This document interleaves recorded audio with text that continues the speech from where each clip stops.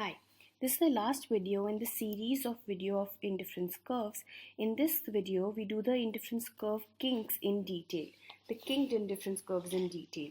We've already understood the process of perfect complements, but now we only focus on the kinked functions, the minimum functions which are not perfect complements. This is really important and it's one of the trickier parts of microsem 3 paper. So we're talking about indifference curves, kinks in detail. The first function we're looking at is a simple minimum function of u is equal to minimum of x plus y comma 2x. We've already done the steps before, but let's look at the steps one more time. So the first step is the kink. The kink is where the left hand side is equal to the right hand side, which is nothing but y is equal to x. So according to that, the first step is where we draw a dotted line in the middle, which is our kink line. The second step is you put u to be equal to the left hand side, which is x plus y. Now u is equal to x plus y is a simple perfect substitute which has downward sloping straight line ICs. And since it's a combination of x plus y, therefore in the straight line ICs, the ICs are going to be 45 degrees. Which means that if you take the point 5 on the x-axis, then this is the same point 5 on the y-axis. And if you take the centermost point, putting the kink line right in the middle, the centermost point will be 2.5 comma 2.5. The third thing is to put u to be equal to the right hand side, which is 2x. If you refer to our monotonic transformation video, then you would know that u is equal to 2x is nothing but a monotonic transformation of u is equal to x. Is nothing but a monotonic transformation of u is equal to x. So when you have u is equal to x, the ICs that you have are vertical straight lines.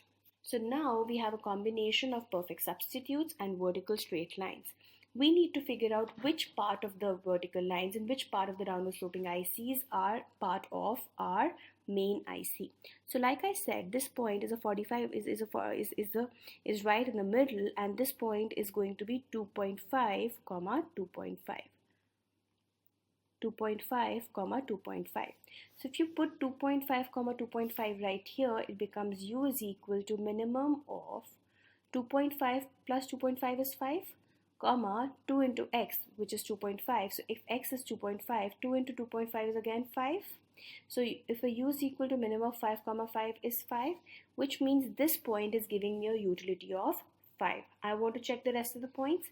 So this point on the vertical line here is 2.5. We have done this exercise before, so you know that when you put 2.5 comma 0 back here, then the utility that you get is much lesser than 5. So this line is not a part of our IC.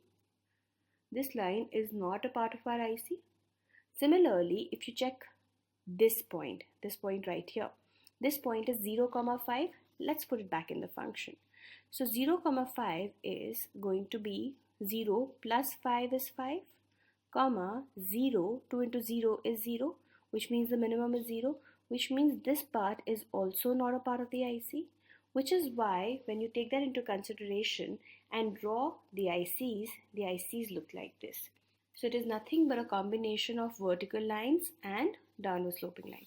Why? Because the function is a min function.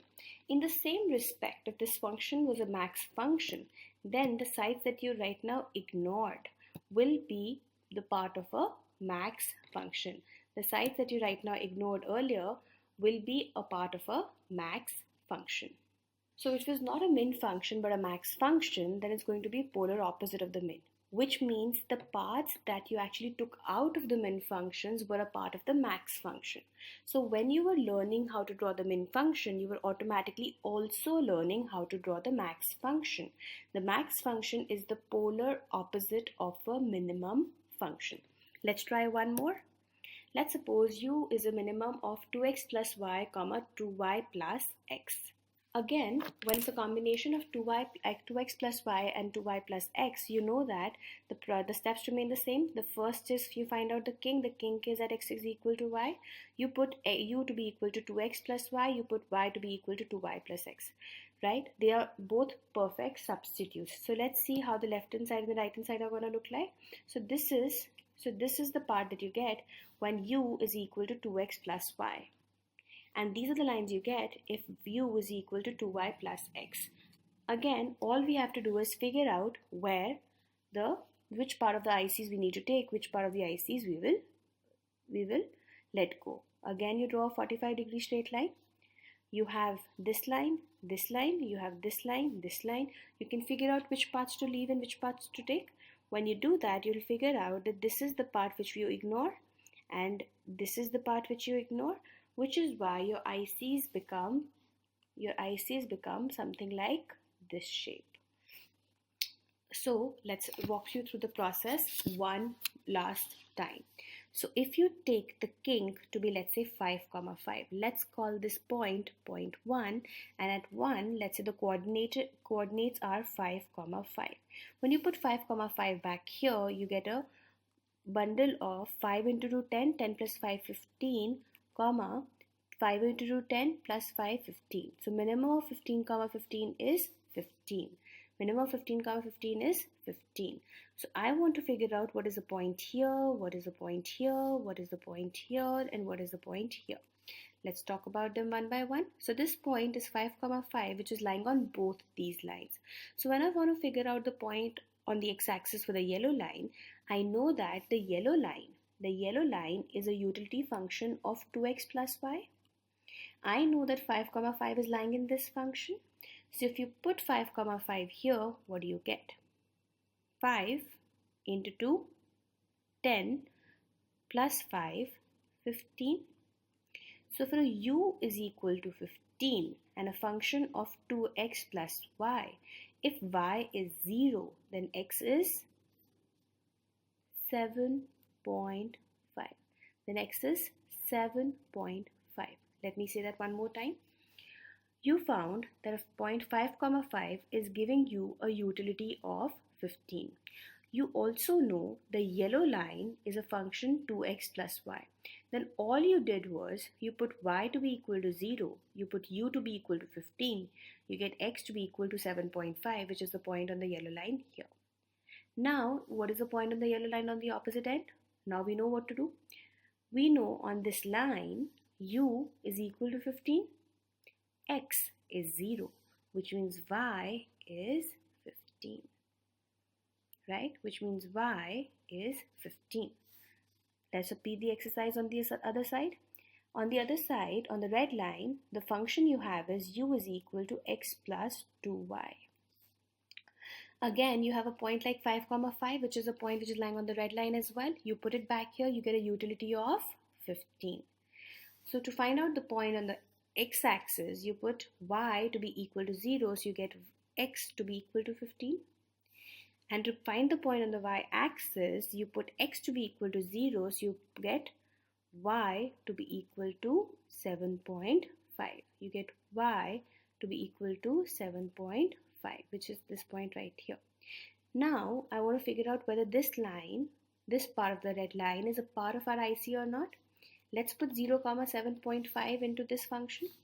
So 0, 7.5. So it becomes 0 into 2 is 0 plus 7.5, comma 2 into 7.5, which is 15, plus 0, which is nothing but 7.5, comma 15. The minimum of which is 7.5, but we were looking at an IC to give us a utility of 15.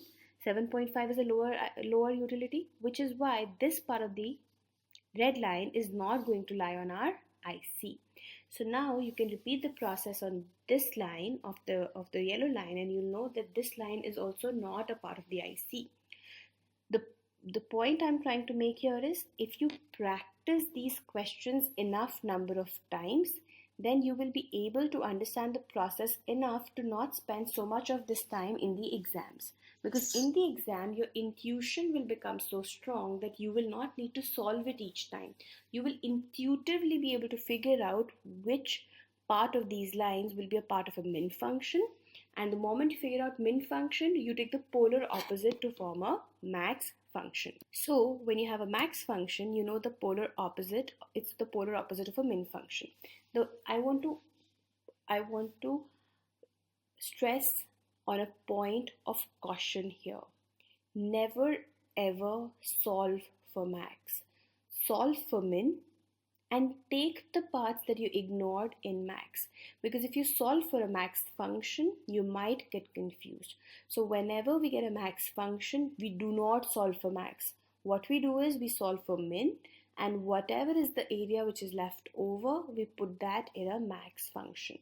Okay, we never ever solve for a max function. So I hope these questions helped you understand kinks a lot better. This is the end of our ICs. There's the last one. This is 2x plus y comma x. In this, x is equal to minus y, right? We're following the same lines, we're following the same processes. So this is your u is equal to 2x plus y. You have u is equal to x. You just have to combine the two and figure out which parts will lie on which IC. Now this is the process which I want you guys to try yourself and cross-check your answer from the assignment answers. But I'm confident if you've understood the processes that I've spoken about in the last few videos and in this video well, then you should be able to figure out the answer yourself. That's it for this video, and we're going to see you in the next video. Thank you.